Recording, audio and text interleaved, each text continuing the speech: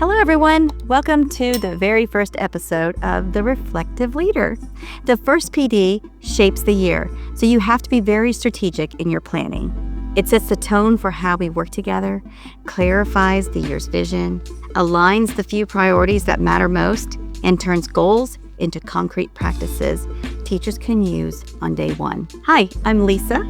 I have my EDD in Educational Leadership, teach leadership at the university level, and I've spent 22 years in education, 6 as an assistant principal, now entering my 4th year as a middle school principal. If you're leading now, preparing to lead, or just want an honest look at what leadership really takes, you've found the right place. Leadership isn't about crossing a finish line.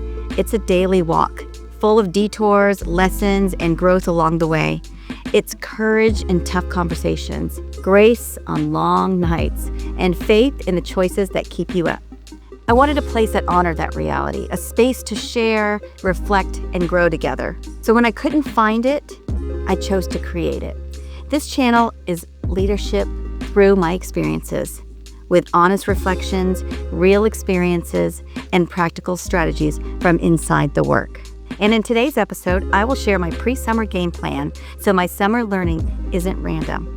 Everything I do, from attending professional developments, reading books and articles over the summer, has intentional purpose. I know exactly what to pull from each, and it all funnels into a clear, actionable direction so that I can prepare my team for the first of the year and for the rest of the year. So at the end of last year, my admin team and I pulled data from multiple sources. We looked at walkthrough feedback, observation notes, benchmark screeners, and state results. So the real trends and patterns came into focus.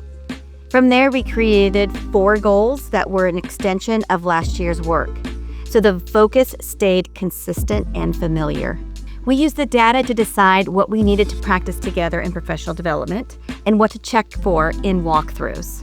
We didn't add new initiatives. We stayed with the work because it's important work.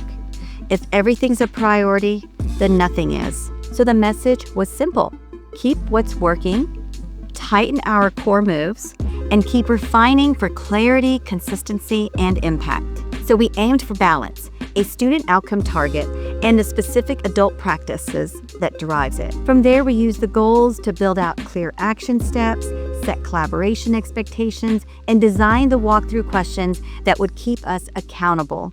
We captured it all in a simple one-pager for each content: ELA, math, science, and social studies, so teachers could see exactly how the goals lived in their classrooms. Each one highlighted focus standards, key routines, exemplar tasks, and clear ownership.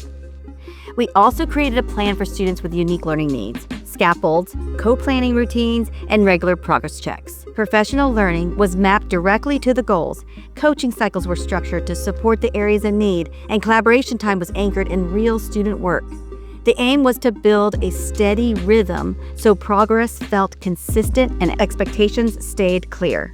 And so in the summer, during professional developments, I listened for high leverage moves teachers could use immediately. In books and articles, we looked for 2 things: clarity, the why, and practicality, the how.